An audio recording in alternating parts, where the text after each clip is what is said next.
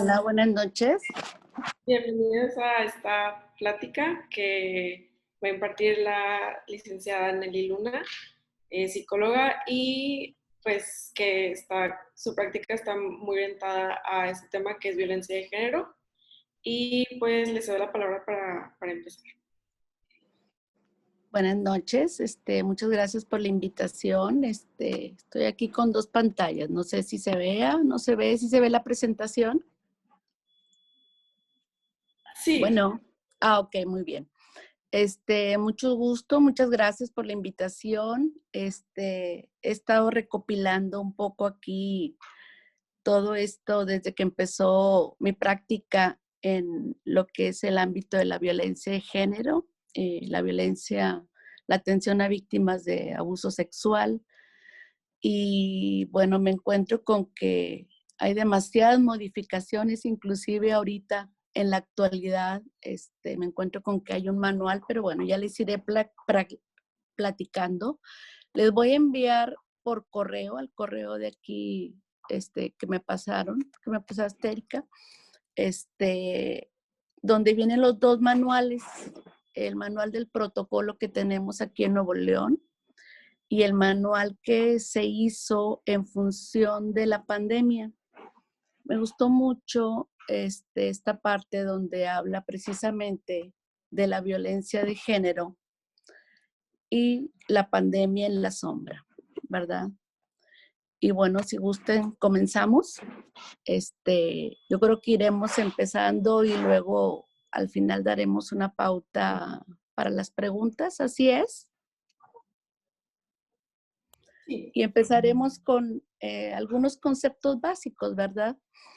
Mm, la violencia, empezaríamos por definir qué es violencia. La violencia es el uso y el abuso del poder. Partiríamos de ahí derivar lo que es la violencia de género, como cualquier acto violento de agresión basada en una situación de desigualdad en el marco de una relación de dominación de hombre sobre las mujeres con las consecuencias de daño físico, psicológico, económico y o patrimonial, incluidos situaciones de amenaza, coacción o privación arbitraria de la libertad ocurrido en el ámbito público, vida familiar o personal. Esta es la definición que tiene la OMS. Y pasaríamos a lo que es violencia doméstica, que es el uso deliberado del poder o la fuerza física, ya sea en el caso de amenaza o acto efectivo contra una persona o un grupo de comunidad, y esta puede ser ejercida por una relación de pareja o algún miembro de la familia. Pasaríamos, bueno, dando el concepto de lo que es violencia física, es aquella acción generada de una manera voluntaria y que por lo mismo ocasiona daños no accidentales utilizando la fuerza física o material, es decir, algún objeto que tiene como fin fundamental generar un impacto directo en el cuerpo y sobre todo consecuencias físicas, tanto externas como internas. La violencia psicológica es aquella que se ejerce sin la intervención de acciones físicas, pero que afecta a la víctima no solo a nivel psicológico, sino que también tiene una repercusión física. Violencia sexual es cualquier actividad o contacto sexual que ocurre sin consentimiento. Puede involucrar la fuerza física o amenaza de la fuerza, de la utilización de la fuerza. También puede ocurrir bajo coerción o amenazas. Violencia económica.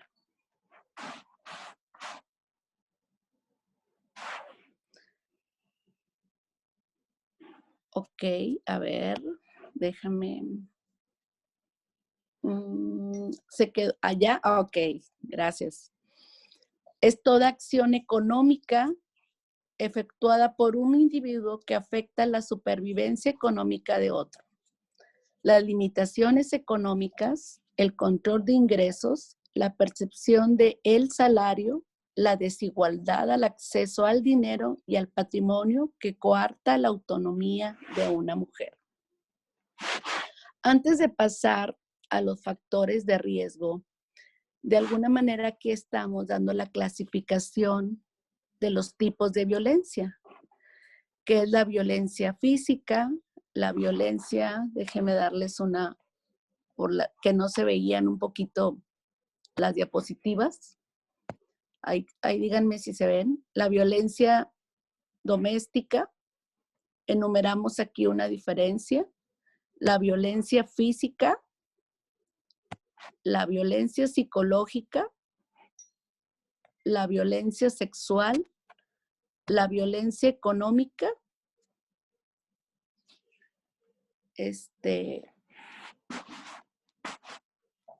pasaríamos a algunos factores de riesgo. ¿Sí se están cambiando las diapositivas? Sí. Ok, gracias. Es que ustedes entenderán que uno es nuevo en estas cosas, ¿verdad? Historial de exposición. ¿Cuáles son factores de riesgo en alguna persona? Hablamos inclusive de la víctima e inclusive del agresor. Recuerden que una persona que es violentada en algún momento puede convertirse en violentador. Generalmente son personas que tienen un historial de exposición al maltrato infantil, tanto autores como víctimas. Y la experiencia de violencia familiar, a lo que me refiero yo en muchas ocasiones, a lo que es la historia de vida. Existen rasgos de personalidad que tiene que ver con una personalidad antisocial, como con una personalidad dependiente, personas vulnerables, que ya la OMS da una cita, cuáles son las poblaciones vulnerables, personas que usan, bueno, de alguna manera el uso y abuso a sustancias, personas que tienen esa predisposición a la infidelidad o personas que infunden sospechas de infidelidad, que su personalidad es una personalidad muy actuadora en relación a valga la redundancia, relacionarse con el sexo opuesto, ¿verdad? En ocasiones hay normas sociales que favorecen o privilegian a los hombres y otorgan un estatus superior a y un estatus inferior a la mujer. El acceso reducido a la mujer a un empleo remunerado. Todos estos son factores de riesgo. Quisiera hacer un poco énfasis a estas actitudes que se toleran o que pudieran ser normalizadas. En nuestra herencia transgeneracional, en la cuestión de nuestra cultura de género, a los hombres los enseñan a ser más hombres. Se transmite como que el hombre es más hombre si tiene más mujeres y que la mujer, al contrario, es no una mujer digna, como lo pudiera decir la cultura. No me quiero ir a otro tipo de cultura, sino la cultura mexicana, la cultura latina, pues una mujer no tiene un valor apreciado en la sociedad si tiene más hombres, ¿verdad? Desde que nacen los niños y nacen las niñas, se empieza a dar una característica desde la cuestión de que al niño se le asigna el color azul, se le asigna el que pueda utilizar pistola, se le asigna que pueda hacer ciertos roles, va creciendo y se le permite llegar tarde a casa, al hombre no le pasa nada, se le permite que no participe en las tareas de de la casa. Al contrario, si tiene una hermana mujer, la hermana mujer tiene que servirle la comida, plancharle la ropa. ¿Qué pasa con la niña cuando nace? Se le asigna un color, el color rosa. Los regalos que se les da es el bebé, el nenuco, la cocinita, el hornito, ¿verdad? La niña debe ser modosita, debe ser bien portada. La niña no puede llegar después de ciertas horas a la casa conforme van. Y las cosas las asignaciones de tareas en la familia son muy, pues, con una desventaja hacia la mujer, ¿verdad? Porque a final de cuentas a la mujer se le indica que tiene que aprender a cocinar, que tiene que aprender a lavar, que no puede andar en la calle, que solamente puede llevar un novio a la casa, y al hijo varón, pues bueno, se le aplaude que tenga muchas novias, ¿verdad? ¿Por qué hago énfasis en estas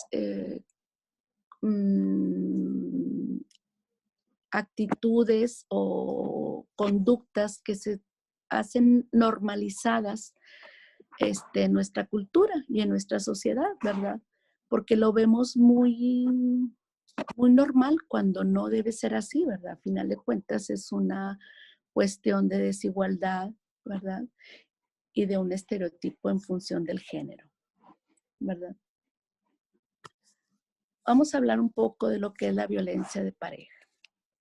¿Qué sucede cuando se presenta cuando se vive esta cuestión de la violencia en pareja? Generalmente hay antecedentes de violencia en alguno de los miembros.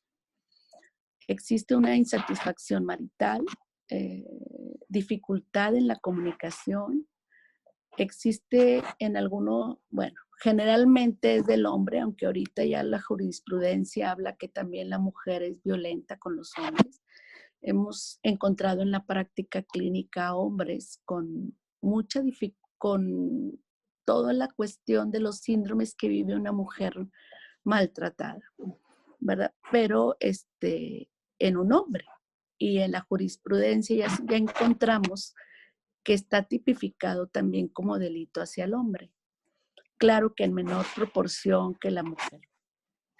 Existe una conducta dominadora del hombre, la ideología que consagran los privilegios sexuales del hombre, existe una ideología, la levedad de las sanciones legales contra la violencia sexual y la desigualdad.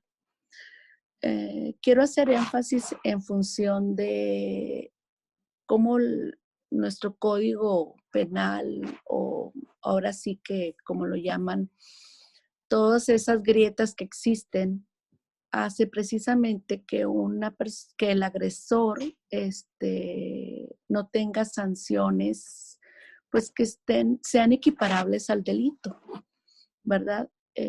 Hoy en día,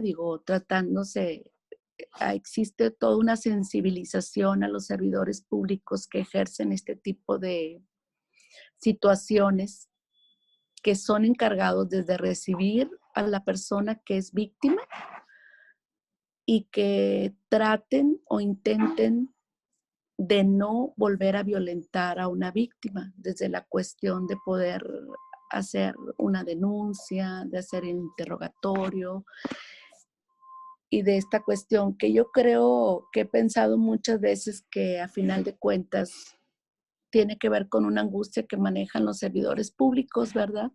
Que se encargan de este tipo de situaciones. Pero bueno, se trata de hecho ya causas en las que podemos hacer una denuncia contra el servidor público, ¿verdad?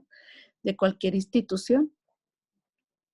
Bueno, me gustaría mucho que pudiéramos leer un caso clínico antes de que pudiéramos entrar a situaciones en las que podemos definir, veía yo cuál es la parte de la práctica clínica o la práctica médica de poder detectar un caso de violencia.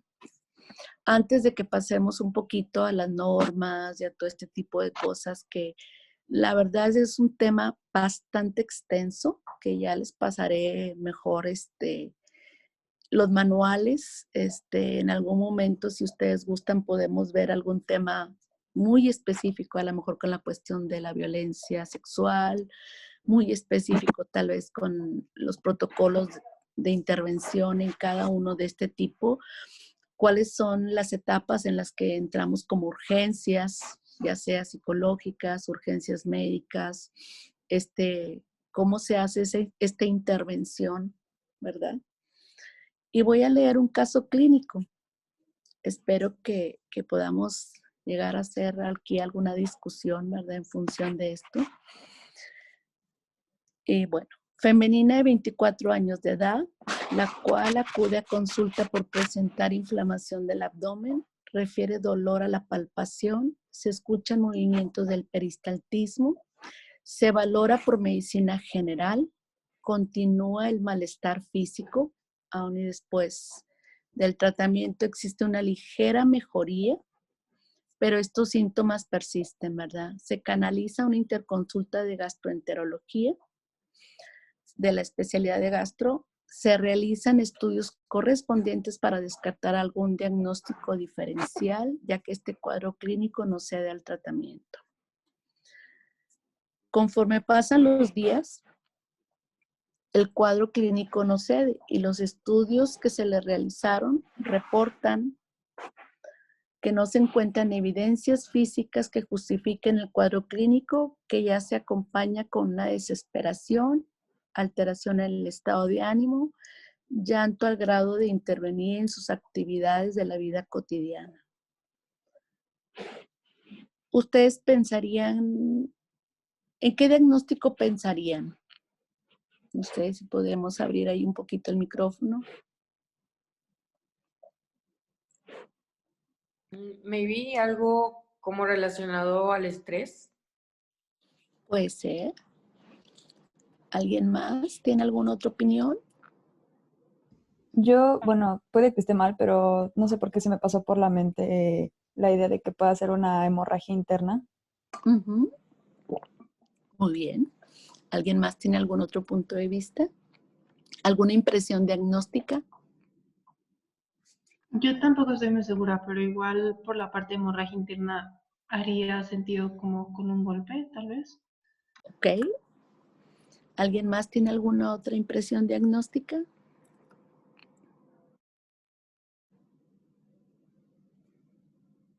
Bueno, voy a continuar leyendo, ¿sí?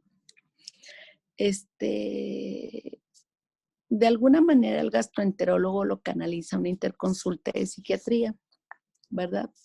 Porque no se encuentran evidencias físicas bajo ningún examen, ningún estudio que se le realizó. Y sí, la impresión puede ser que sea una enfermedad. ¿Qué es lo primero que hay que hacer en la cuestión clínica? Descartar que haya algún tipo de daño orgánico, ¿verdad? Aquí aparentemente se descartó, se canalizó a la interconsulta de psiquiatría, el cual encontraron una sintomatología de una depresión ansiosa, iniciando con un tratamiento farmacológico. A su vez, el psiquiatra canaliza a una interconsulta de psicología y durante la historia clínica psicológica se encuentra una personalidad premórbida de una niña callada, aislada, con dificultades en la socialización, aprensiva. Después del primer mes y medio de tratamiento farmacológico, continúa la exacerbación de síntomas. Ya teníamos una cuestión de ansiedad, esta desesperación que ella sentía, la alteración del estado de ánimo como afecto lábil. Ya estaba a su vez alterada su vida instintiva. La paciente ya no dormía, ya no podía concentrarse, ¿verdad? Y después de un mes y medio de estar en psicoterapia, se encuentra que es una paciente sobreviviente de violencia. La depresión no se cedía aún y con el medicamento farmacológico que viene a hacer aquí una estabilización, una estabilidad en la cuestión neurobioquímica, ¿verdad? Y en la cuestión de los neurotransmisores. Y bueno, no, la paciente no había llegado, no había identificado aún que era sobreviviente de violencia. Este es un caso que fue, digo, verídico, ¿verdad? Que se recibió en urgencias de hospitalización, pero de alguna manera nuestra inclinación clínica es encontrar que existe algo físico que está detonando un síntoma. Obviamente la cuestión de hablar de violencia no es tan sencillo y digo, hay una frase que a mí siempre me gusta repetir: lo que no hablamos, el cuerpo lo grita, ¿verdad? Una paciente sobreviviente de violencia. ¿Qué significa ser sobreviviente de violencia? Que tenía en su mapa familiar un padre que había sido violento, con un historial de alcoholismo. Vivían episodios de violencia desde la infancia, acompañado de un medio ambiente familiar adverso, ¿verdad? Lo cual hizo que esta niña tuviera una personalidad premórbida, aislada, callada, ansiosa, ¿verdad? Y bueno, fue desencadenando una cuestión, yo no sé, empieza con la cuestión del estrés, la exposición al estrés agudo, pero la exposición al estrés agudo va a desencadenar los cuadros de ansiedad y los cuadros de ansiedad a una depresión, ¿verdad? Y cómo se manifiesta cuando no lo podemos verbalizar o cuando no identificamos que algo está sucediendo, que hay factores que ya me están afectando en mi condición emocional, pues mi cuerpo va a exacerbar síntomas, va a manifestar problemas físicos, alguna enfermedad, que esta no va a mejorar totalmente a través del tratamiento farmacológico clínico, ¿verdad? ¿Alguien quisiera agregar algo en esto?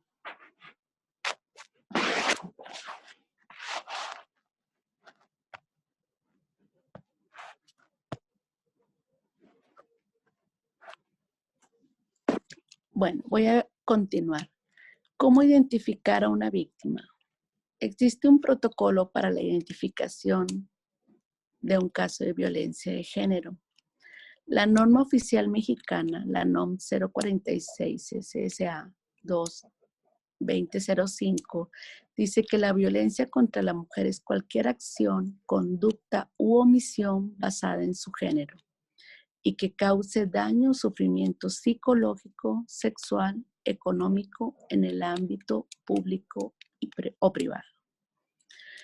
Existe un protocolo, ¿verdad?, que habla que precisamente en esta norma, que todas las mujeres a partir de los 15 años de edad se debe aplicar una herramienta de detección de violencia de género.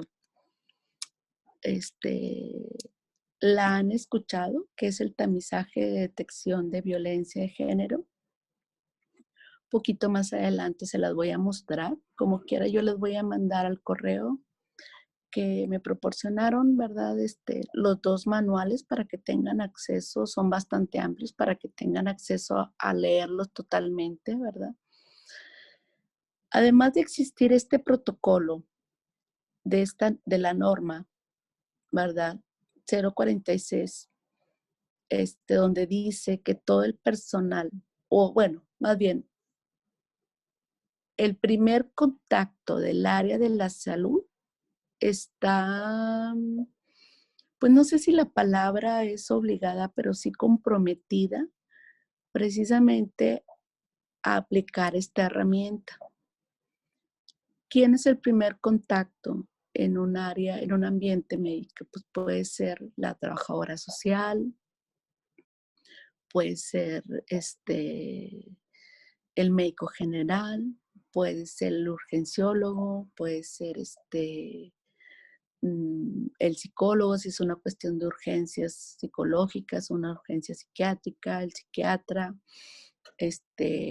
Inclusive se han capacitado en el ambiente médico a personas como enfermería, ¿verdad? Trabajo social, psicología, medicina general, hay promotores de salud que han sido capacitados precisamente para poder aplicar esta herramienta, ¿verdad? Son preguntas muy sencillas en las cuales más adelante se los voy a mostrar, en el cual podemos detectar ahí algún tipo de violencia. De hecho, cada apartado viene diciendo. Y actualmente, pues no sé si han oído hablar de la norma 035, STP es el 2018, que habla de la Secretaría del Trabajo y la Previsión Social, que habla de factores. Hay un apartado en el cual habla de factores de riesgo psicosocial en el trabajo, identificación, análisis y previsión social. Y habla que la política de prevención de riesgos psicosociales que contemple la prevención de la violencia laboral y la promoción de un entorno organizacional favorable. Ahora sí que un ámbito también que habla de las empresas, aunque tengan, no sé, 3, 4 empleados, están obligados a cumplir con esta norma 035 en la cual ya incluyen los temas de violencia laboral y bueno, que también se ve reflejado el tema de la violencia de género, ¿verdad? Ok. Aquí tenemos lo que es cómo podemos detectar y hablaríamos, por decir, de la detección, cómo nos vamos a los servicios médicos, a la consejería para violencia, ¿verdad? Y bueno, ¿qué tenemos que hacer primero? La identificación de usuarios afectados por violencia familiar, psicológico, física y sexual. ¿Cómo sucede esto? Bueno, existe una emergencia médica o psicológica. Si existe esta emergencia médica y psicológica, obviamente tenemos que evaluar la atención si hay lesiones, la atención básica si es un tema de violencia sexual y hacer el protocolo de profilaxis. Es necesario evaluar el riesgo y es necesario hablar de un plan de seguridad. Ahorita les voy a hablar de cómo evaluamos el riesgo, cómo podemos brindar un plan de seguridad. Y bueno, evaluar si es solamente la emergencia médica y psicológica o si es una violencia extrema. Si es solamente, bueno, no solamente, perdón, discúlpenme por la palabra. Si es una emergencia médica o psicológica, vamos a canalizar a las unidades de Secretaría de Servicio de una atención especializada o una referencia a una institución externa. Si estamos hablando de una violencia extrema, existen instituciones, yo creo que han escuchado hablar de alternativas pacíficas que tienen refugios, o sea, para personas que están en un riesgo extremo, ¿verdad? Y obviamente esas instituciones son las que se encargan de dar un seguimiento, ¿verdad? Y bueno, ver toda la parte, porque a final de cuentas ellos tienen toda la parte legal y todo esto. Y bueno, no sé si conocen que son refugios que no están al alcance de muchas personas. De hecho, solamente cierto personal sabe dónde se encuentran cada uno de estos refugios. ¿Qué nos toca a nosotros como personal del área médica? Pues definitivamente cada institución o existe de alguna manera aquí en Nuevo León formatos oficiales, ¿verdad? Desde que llenamos el tamizaje, ¿qué tenemos que hacer? Nosotros dejar la evidencia de que se detectó un caso. ¿Cuál es esa evidencia? El llenado de los formatos oficiales, desde el tamizaje, nuestra historia clínica.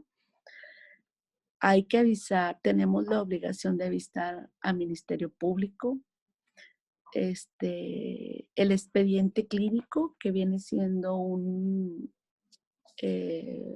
documento médico legal. No, generalmente muchas de las mujeres piensan que es en contra de, que el expediente puede ser utilizado en contra de ellas. Realmente no, es un sustento legal en el cual dice ahí que se encontraron indicadores, ¿verdad? Y se justifica con evidencia que se encontraron indicadores de una persona que es víctima, de una mujer que es víctima de violencia.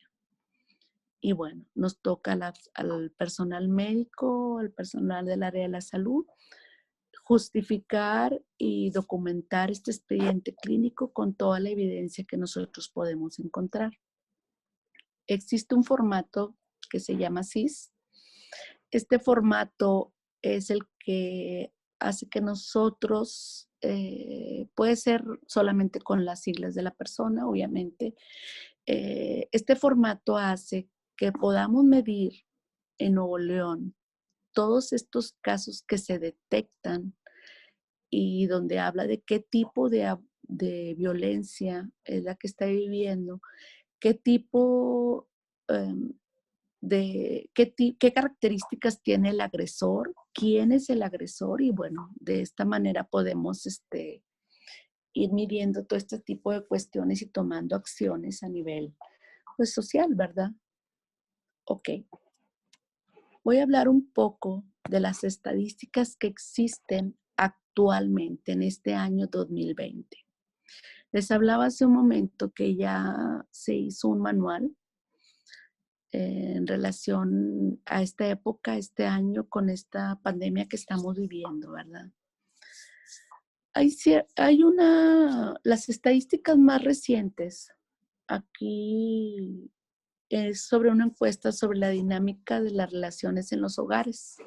El índice de 2016 a nivel nacional habla que hay un 66.1% en mujeres de 15 años o más que han sufrido al menos un incidente de algún tipo de violencia.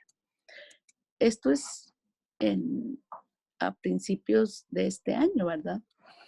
El 10% refieren a haber sufrido violencia familiar. Perdón, esto es en el 2016. El 43.9% ha experimentado violencia de pareja o de una expareja.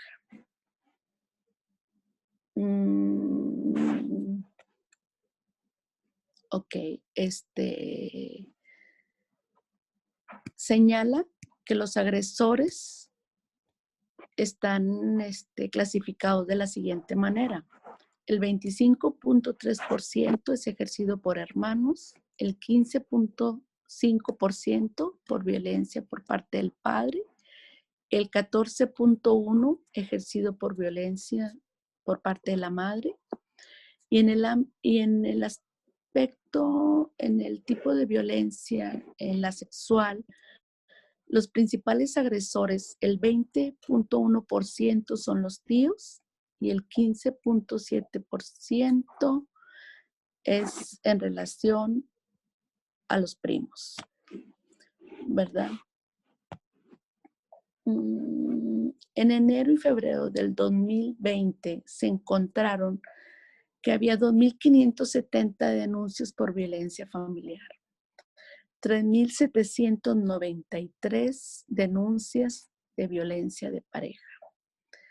Actualmente, la OMS ha hecho una medición en junio del 2020 con esta pandemia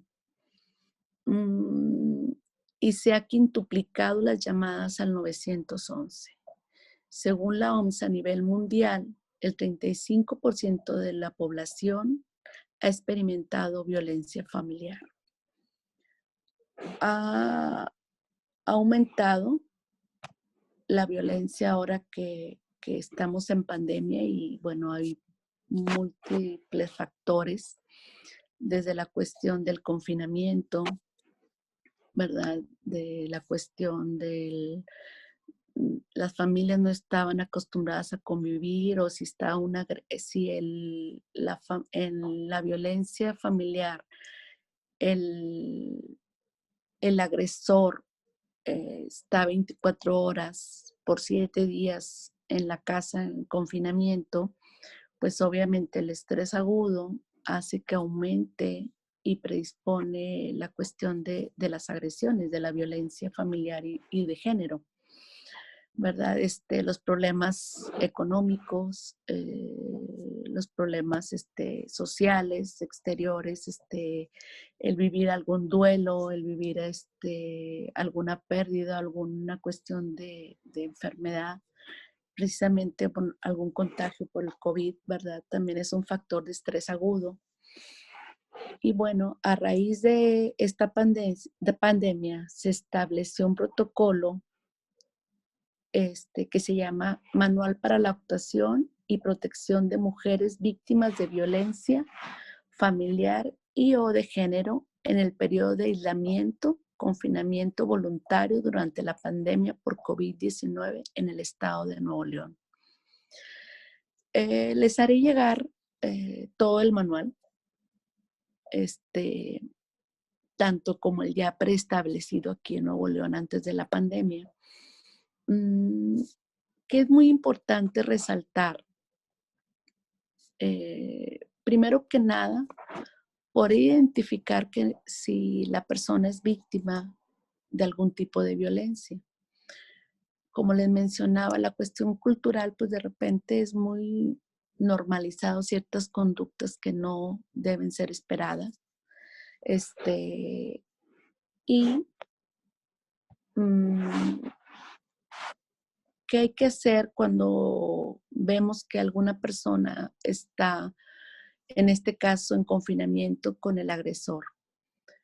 Pues establecer, poder dar a conocer el plan de contingencia que hay para las mujeres que son víctimas de algún tipo de violencia.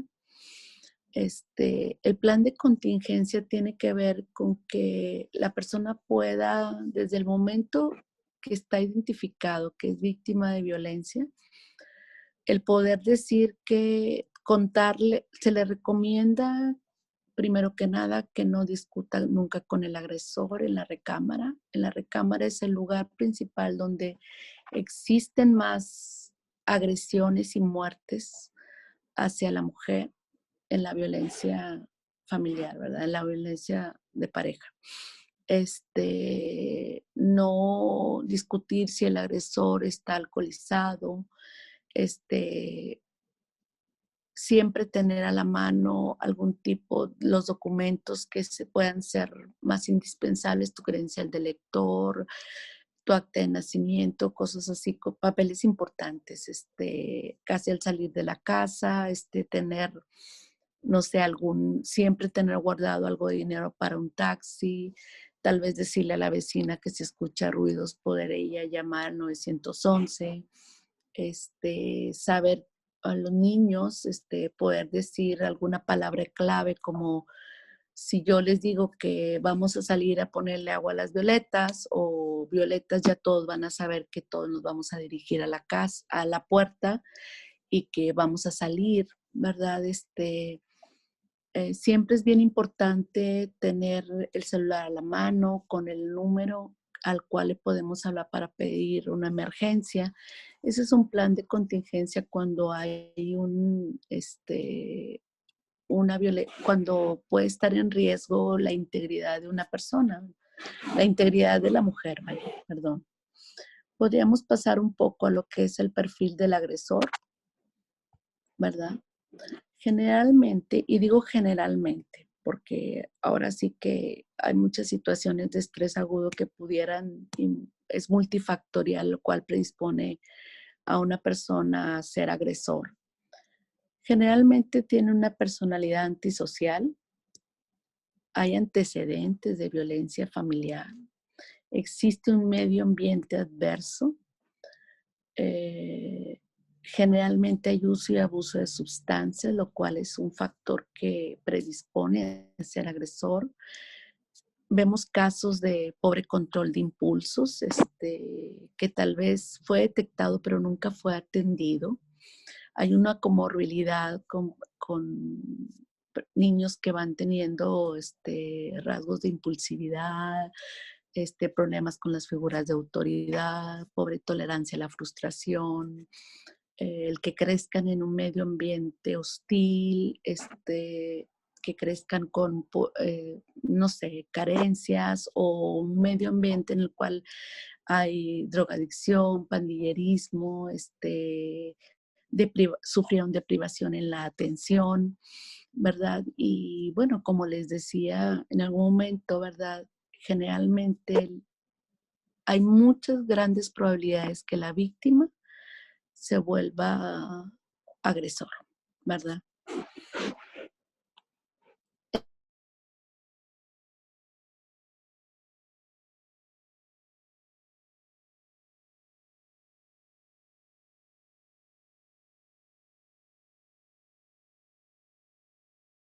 O sea, y cómo empieza a aumentar, ¿verdad? Hay un tema que a mí me gusta mucho tocar, que es, por decir, la violencia en el noviazgo. Yo creo que ya lo han escuchado. De repente el novio le dice a la chica, ¿verdad? Eh, Ay, yo no quiero, no te pongas esa minifalda, yo no quiero que nadie vea tus piernas porque te pueden faltar el respeto. Y empieza ahí la violencia muy sutil, ¿verdad? Cierto control. Y pues la chica puede pensar que es verdad, ¿verdad? Que está viendo por ella, ¿verdad? Por su seguridad. Y empiezan a ver ciertas cuestiones, ¿verdad? Yo creo que cómo va aumentando, ¿verdad? Este, este tipo de la violencia, ¿verdad? No sé, de repente puede haber situaciones de como bromas, muy fuertes, ¿verdad? Yo les digo que la violencia es como la humedad, se va metiendo poco a poco, y para cuando acuerdas ya hasta echó a perder algunos muebles o alguna pared o algunas situaciones, ¿verdad? Pues así precisamente es la violencia. Existe un modelo ecológico de un modelo ecológico de factores asociados a la violencia. Y bueno, yo creo que aquí lo pueden ver, ¿verdad? Existe, lo podríamos ver desde la cuestión del individuo, ¿verdad? Generalmente existe una historia personal de violencia en la familia de origen. Existe un aprendizaje de resolución violenta de conflictos, un autoritarismo en la familia, baja autoestima, consumo frecuente del alcohol. Y si nos vamos a el entorno un poquito más arriba, que es la familia y las relaciones, factores predictivos de la violencia, como el control masculino de los bienes, la adopción de decisiones en la familia, una cuestión de autoritarismo, los conflictos conyugales. Y nos vamos a la cuestión de comunidad e instituciones. Hay una legitimación institucional de la violencia. Modelos violentos, desde que los vemos en los medios de comunicación. Tolerancia y legitimación social de la violencia de los hombres. Carencia de legislación adecuada. Escasez de apoyo institucional para las personas que viven en situaciones de violencia. Las cuestiones de impunidad. Existen factores de riesgo en este nivel como son el estrés, el desempleo, actualmente el aislamiento social y el alcoholismo. y a nivel de nuestra sociedad, ideas acerca del ejercicio del poder y la obediencia, actitudes hacia el uso de la fuerza para la resolución de conflictos, creencias y valores culturales acerca de mujeres, hombres, niños y familia, concepto de roles familiares y de derechos y responsabilidades, ¿verdad? ¿Qué tenemos que hacer? Ya se nos vino el tiempo, ¿verdad, chicas? Bueno, ¿qué es lo que tenemos que hacer para poder detectar la violencia en una consulta, en el área de urgencias o de hospitalización? Bueno, puede llegar a la urgencia médica, podemos aplicar el protocolo de atención médica, ¿verdad? Aplicar la herramienta de detección, lo cual identifica los indicadores de violencia. Si esta es positiva, ¿verdad?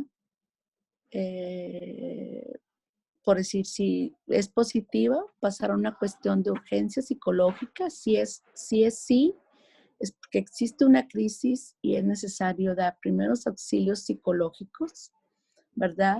Si no es una urgencia psicológica, el registro a través de los documentos de los que les he hablado, la atención médica, evaluar o valorar si es una lesión que tarde 15 días en sanar o evaluar si es una violencia extrema, evaluación del riesgo y el plan de seguridad de los que yo les hablaba. ¿Cómo podemos evaluar a grosso modo la cuestión del agresor? Si este agresor utiliza algún arma, si tiene algún antecedente del uso, si usa o abusa de algún tipo de sustancias, si está relacionado a una actividad delictiva, si se dedica inclusive a algún tipo no sé, de las cuestiones estas de seguridad pública, ¿verdad? Pareciera que no, pero sí hay indicadores en el cual los policías, gente que se dedica a todo este tipo de cosas, tienen un alto índice de poder ser agresores, ¿verdad?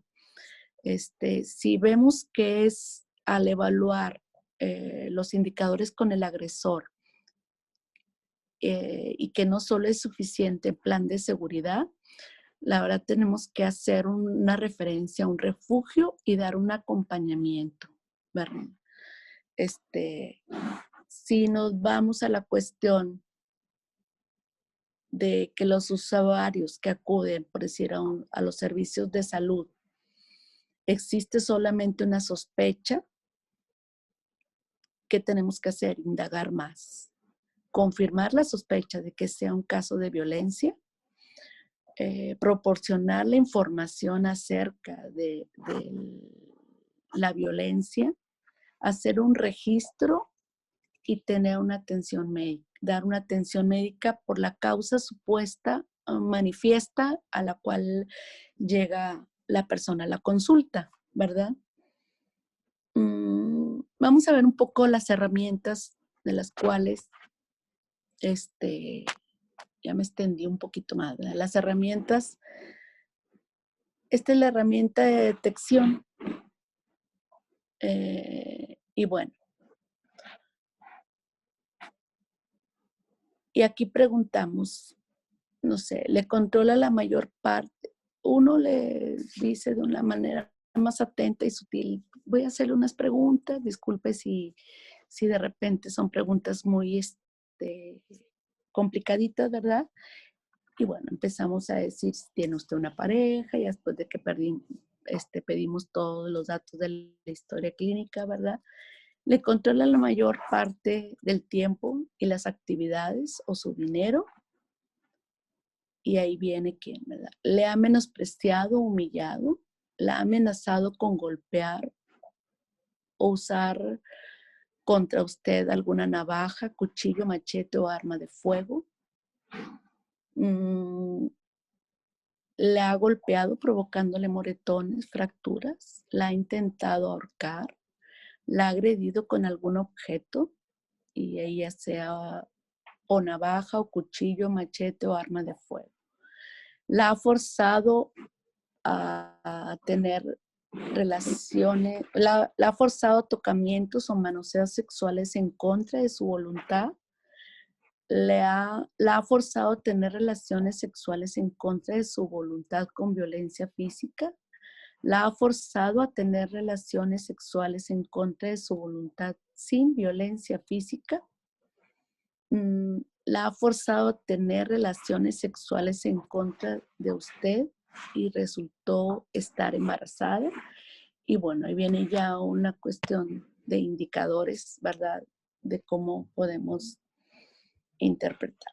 Bueno, este es el formato en el cual damos aviso al Ministerio Público, ¿verdad? Y aquí vienen todas lo que nos piden. Existe una responsabilidad legal como parte de prestadores de servicios de salud, ¿verdad? De poder de dar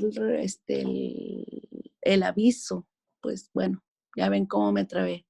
Es bien difícil cuando está la cuestión de que tal vez detectamos un abuso sexual en una niña o en algo y la mamá está fuera y la mamá pues refiere que no lo sabe o cuando sí lo sabe y está involucrada toda la integridad de toda la familia porque el agresor es pues en muchos casos el papá, el tío, tienen una pobre red social de apoyo, o sea, no hay quien, por el contexto social en el que están, no es una mujer que pueda independizarse o ser autónoma económicamente. Y aparte recuerden que existe algo que hay síndromes que dejan la violencia, que es como el síndrome de la mujer maltratada, el síndrome de la inhabilidad aprendida, el efecto de la despersonalización, lo cual impide tomar una decisión, ¿verdad? Y por último, les muestro el sistema, el SIS, que es el registro de atención de casos de violencia familiar o sexual, ¿verdad? Y bueno, esto es, este SIS tiene 3 hojas, una es rosa, una es amarilla y la otra creo que es blanca. Una es una copia que mandamos a Secretaría de Salud, donde, bueno, tiene un nombre el programa, donde se hacen todas las estadísticas aquí en Nuevo León en relación a la detección de casos. Una se le da al paciente que no tiene un carácter legal, pero habla y que es un documento donde esta persona se detectó como un caso de violencia. Y la otra, pues bueno, se queda en su expediente para que en algún momento si hay una cuestión que revisar, ¿verdad? Está pues constituido con evidencia médico-legal precisamente para que le pueda ayudar a la víctima, ¿verdad? Existe algo que le llama, algo que se llama continuum de la violencia. ¿A qué nos referimos con esto? A la inercia de la continuidad de la violencia en la vida de la gente. ¿Qué significa? Que hay personas que en sus historias parecen repetir un continuo donde la norma consiste precisamente en la violencia, en ir buscando situaciones de violencia, ¿verdad? Existen obviamente, bueno, a mí me toca hablar de esta cuestión de las cuestiones emocionales, ¿verdad? Como mecanismos defensivos, como la identificación con el agresor. Y bueno, por eso les decía que sentía que era un tema bastante amplio, ¿verdad? Ya tenemos una hora, chicas, chicos y chicas, ¿verdad? No sé, si quieren podemos pasar al área de preguntas. No sé si existe alguna. Es un tema bastante amplio, ¿verdad? Y creo que de repente faltan cosas que hablar y que enumerar, ¿verdad?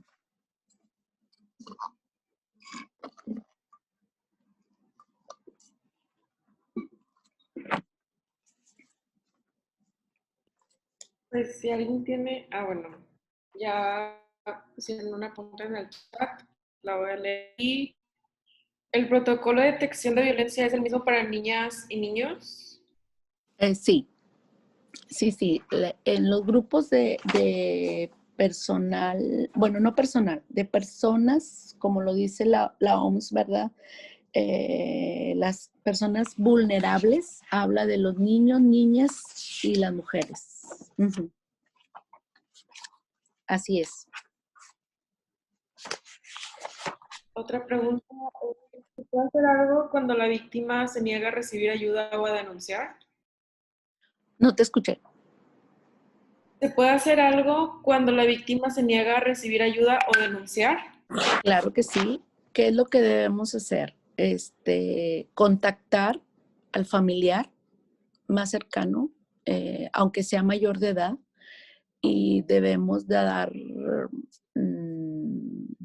como la devolución a la familia. Y por decir, si es un caso en el cual se debe internar por la situación o que tanto la familia, se debe notificar a la familia que existe un riesgo latente, ¿verdad? No es así como que nos quedamos y aún así podemos dar aviso al Ministerio Público si vemos que es un caso extremo de violencia. De hecho, estamos obligados a dar. Ok. Otra pregunta es, ¿qué consecuencias puede haber en una víctima si no cuenta con ayuda profesional? ¿Qué consecuencias puede haber? Bueno, desde la cuestión de que si continúa en el ciclo de la violencia, pues la consecuencia más fatal es la muerte, ¿verdad? Si es una persona que va repitiendo ciclos de irme relacionando inconscientemente con personas que son violentas,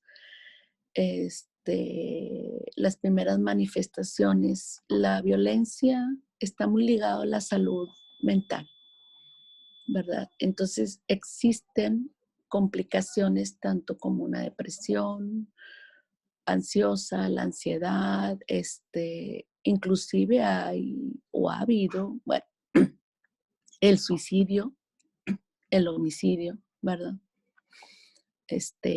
No sé, depresiones psicóticas, en el cual un ejemplo que a veces vemos mucho en la tele, como una mujer que mata a todos sus hijos y se mata, ¿verdad? Pues resulta que esta es una mujer que estaba deprimida, no fue detectado, pasó un cuadro psicótico y en su psicosis, su delirio y su alucinación era que ella tenía que matar a sus hijos para poder salvarlos de este mundo, ¿verdad? En el cual solamente hay sufrimiento. Entonces los resultados, ¿verdad? O el pronóstico puede ser muy, muy fatal, ¿verdad? No sé si se refería un poquito a eso o a...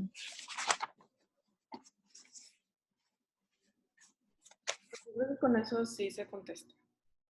¿Sí? Y otra pregunta es, ¿cuáles serían los tipos de urgencia psicológica y cómo podemos detectar si hay una? Ok. ¿Cómo podemos detectar una urgencia psicológica? Estamos hablando de una franca crisis. ¿Cómo es una franca crisis? Pues la persona no puede controlar su estado de ánimo. Tal vez puede ser una persona que está totalmente en aislamiento, que ya tiene tiempo sin poder comer, que ya está... ¿Cuáles son lo que podemos evaluar principalmente? Está alterada la vida instintiva de una persona. es ahí donde tenemos que entrar como una urgencia psicológica.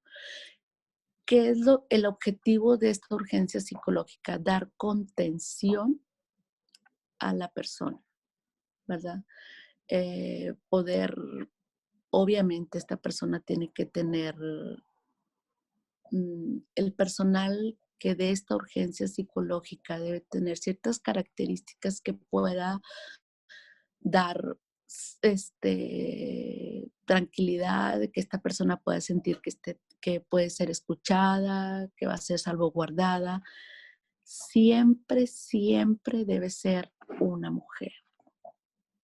Digo, hay hombres que tienen ciertas particularidades en su personalidad que puede infundir seguridad y tranquilidad, pero generalmente partimos de que la mayor parte de las personas que se dedican a dar urgencias psicológicas en casos de violencia de género es una mujer. En casos de violencia sexual, ahí sí definitivamente tiene que ser una mujer. ¿Por qué? Porque la cercanía de un hombre hace que la persona le afecte más su condición emocional.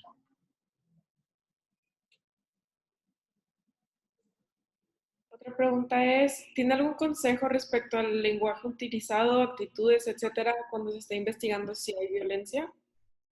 Sí, la verdad, primero que nada, hay un time, les digo yo, cuando hay gente que me pregunta, les digo, yo creo que ya lo hace uno de inercia, ¿verdad? Se siente, porque bueno, sí, no sé si, yo creo que han escuchado hablar de la transferencia y la contratransferencia, ¿verdad? El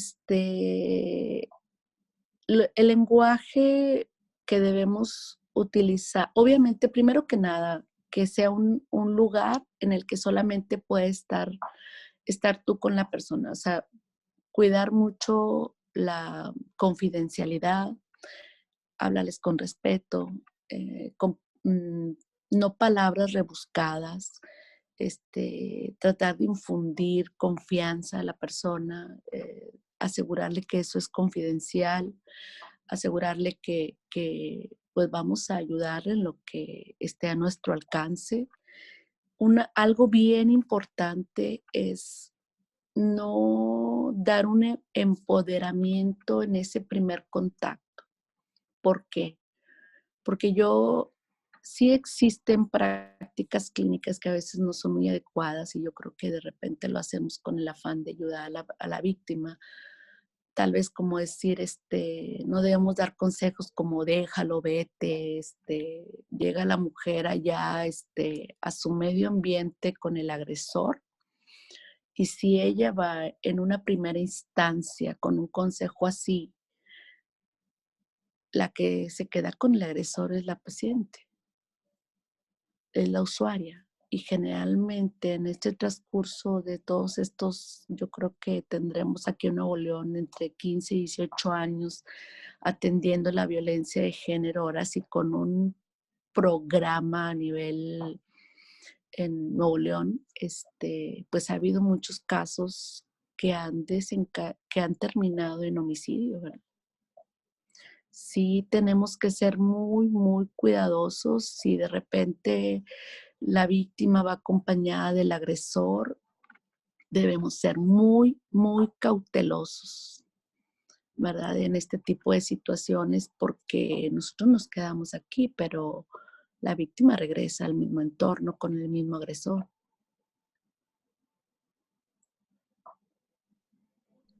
Gracias.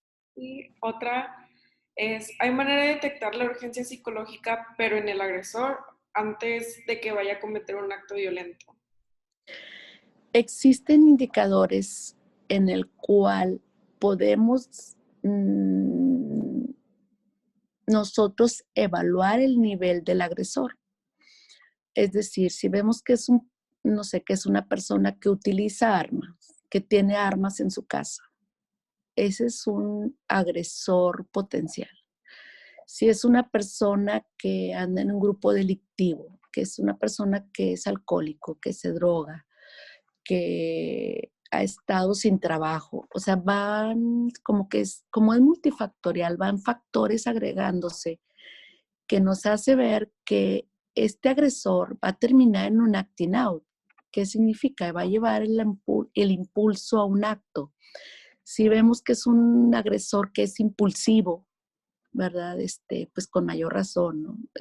Que lleva varios días, que está en la casa, que se quedó sin trabajo, que no hay dinero, o sea, va a ir aumentando o va a ir sumando el nivel del agresor, ¿verdad?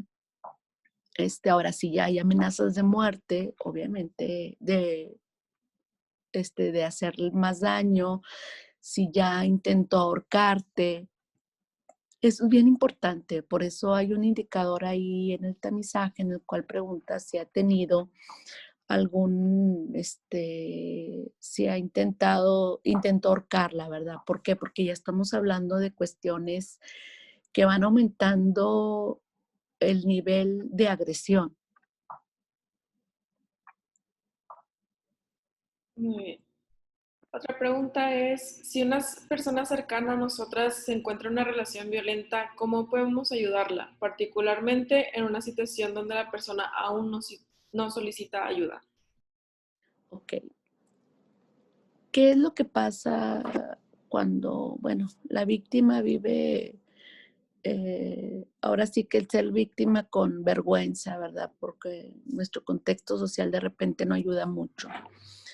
Nuestra cultura tampoco, pero creo que lo principal es poder tal vez dar la confianza y decirle a esa persona, no sé, que cuenta contigo, que si hay una situación de que ella necesita ayuda, tú vas a poder hablar con ella o vas a poder llevarla a un lugar donde que existen instancias de ayuda profesional. Muchas veces la víctima no se ha dado cuenta que es víctima. Cuando estamos hablando de una violencia tal vez psicológica, de una violencia que empuja, en el cual hay empujones, en el cual hay burlas, en el cual hay chistes peyorativos hacia tu persona, o de repente, no sé, te digo que te voy a hablar, no te hablo, llego de repente, voy a tu casa, no te aviso para ver si estás, te acuso, los celos. Acuérdense que existe también una patología que se llama celotipia, todo ese tipo de factores. Tal vez la persona no se ha dado cuenta que es víctima de violencia, porque aunque para los ojos de los demás es muy, a lo mejor tal vez alguien que está fuera del ciclo de esta violencia y de ese contexto lo puede identificar, pero la persona que está involucrada en el ambiente de la violencia, pues ahora sí que es difícil reconocerlo y aceptarlo, además de que existen pues mecanismos defensivos en el cual podemos negarlo o poder reprimir, el poder aceptarlo. Es un proceso doloroso también para la víctima, ¿verdad? Hay un ejemplo que yo cuento mucho que cuando yo empecé a especializarme en este tipo, en la cuestión de violencia de género, estábamos en un taller, diputadas, enfermeras, amas de casa, maestras, mujeres de todo tipo de contexto. Y nos hacen hacer un ejercicio que es pon tu día en una hoja desde que te levantas hasta que anocheces, todas las actividades que haces. Después, ve tachando la que sea trabajo, comer, dormir, vestirte, maquillarte, peinarte, ¿verdad? Ir al trabajo. Y al final de cuentas nos van quitando muchas cosas y dice, queda ahí, deja ahí cuál es la que te dedicas a ti. Y desde esa violencia de género que es transmitida, resulta que siempre nos dejamos, es muy normal que estemos para los demás, pero no para nosotros. Entonces, desde ahí hemos sido educadas de esta manera para el otro, no para poder cuidarnos nosotros. No sé si contesta un poco la pregunta. Claro que sí, muchas gracias. Gracias a ustedes. Otra pregunta es, ¿cómo me puedo dar cuenta de que el acompañante es el agresor? Supongo que al estar en consulta y eso. Sí, es bien, ahora sí que es bien notorio, generalmente en la experiencia clínica a mí me ha tocado ver una actitud muy defensiva, pero también una actitud con un perfil, ahora sí que les digo yo, como estas personas que son muy encantadoras, porque ahora sí que las características de un sociópata son gente muy bien aceptada, ¿verdad? Como que muy este, interesado en el bienestar de la pareja, ¿verdad? Como que quiere saber todo, es el que va y le saca la cita, es el que le asigna la cita, es el que le dice, no, tal día la traigo porque ese día es el que yo la puedo traer. Prácticamente desde ahí no la está dejando poder hacer sus cosas ella, ¿verdad? Hacerse cargo ella de su tratamiento, ¿verdad? Entonces es muy notorio como que la coerción que hacen ahí con el personal, pero sí son gente que llega desde muy aislados, muy apáticos, hasta la cuestión de ser muy, muy empático aparentemente en el bienestar de la pareja, ¿verdad? Y bueno, ya cuando lo pasas tú a la paciente, a la usuaria, a la mujer, solamente hablas tú con ella, ¿verdad? Si en ese momento él no la deja entrar sola a una entrevista, en este caso con cualquier personal, ¿verdad? Ya desde ahí es un indicador, ¿verdad? Que te puede decir que esa persona es víctima de violencia.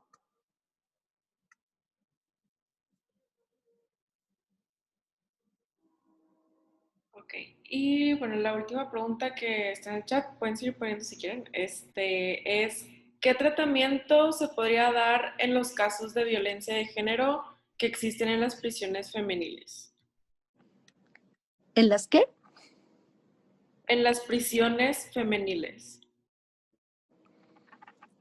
No entendí bien esa última palabra. Supongo que en las prisiones de mujeres, ¿no? Ok. Prisiones de mujeres. Ah, ok. De por decir la violencia que hay en el sistema penitenciario.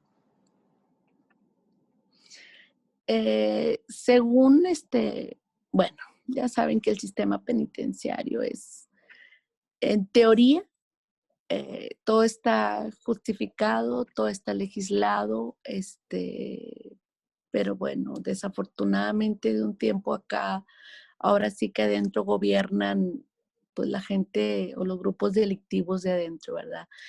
De un tiempo para acá, de la inseguridad, pues ahora sí que hasta el grupo de médicos, de enfermería, de medicina general, ha abandonado los sistemas penitenciarios, ¿verdad? Por la inseguridad que ha habido hasta para ellos, yo creo que han tenido noticias de este tipo de cosas. ¿Cómo se debe tratar? Voy a hablar mejor de una generalidad, no sé si les pueda ayudar, a una persona que es víctima de violencia. Después de la evaluación eh, clínica, tanto en el aspecto médico, pues hay que evaluar su estado de nutrición, hay que valorar las cuestiones de que si hay algún tipo de lesiones, ¿verdad? Si hay una cuestión del aspecto mental o emocional, pues valorar si hay crisis de ansiedad, si hay ataques de pánico, si hay una cuestión de síntomas depresivos o si ya hizo un cuadro psicótico. Si es una persona que hay que guardar su integridad porque tal vez su condición mental ya no está muy en su juicio, o sea, que tenga fallas de juicio, pues hay que cuidarla en relación a una autolesión, ¿verdad? Y pues dependiendo de todo, de la sintomatología clínica, pues es donde irá el tipo de tratamiento farmacológico y el tipo de intervención psicológica que tenga que hacerse también, ¿verdad?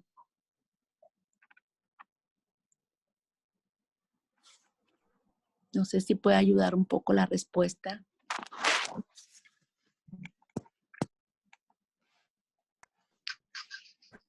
Sí, muchas gracias. Y bueno, Sí se referían al sistema penitenciario, ¿verdad? Sí, sí, justo era Ok. eso. Hay países más modernos en Europa, donde sí existe todo un modelo, ¿verdad? Para atender al sistema penitenciario, ¿verdad? Aunque ahorita con la pandemia, ahora sí que no sé cómo estén las situaciones, ¿verdad? bueno, pues muchas gracias. Esto ya sería todo. Ya creo que ya se contestaron todas las preguntas que quedaban. Y pues en nombre de Musa nos gustaría agradecerle por su tiempo y por contestar todas nuestras preguntas. Y pues muchas gracias. No, hombre, gracias a ustedes, chicas. Es muy amplio ahora que está el tema de violencia y muy focalizado que pudiéramos agarrar, no sé, la violencia, por decir, sexual, ¿verdad? El protocolo de atención a víctimas de violencia sexual. Voy a hacerles llegar aquí al correo que me proporcionaron. Erika, precisamente los dos manuales. Yo creo que eso les va a ayudar a ustedes también, pues para darle una revisada y ver este tipo de cómo va el proceso de atención, a quién puede recurrir. Viene inclusive un directorio ahí, ¿verdad? Y es el protocolo que hay a nivel del Estado de Salud de Nuevo León y el manual que se hizo actualizado, ¿verdad? Ahora con la pandemia. ¿De acuerdo? Sí, nosotras nos vamos a encargar de darle difusión, pues para que todos lo puedan conocer y lo puedan usar. Gracias. A usted. Ah, Gracias por Bueno, asistir y buenas noches. buenas noches igualmente.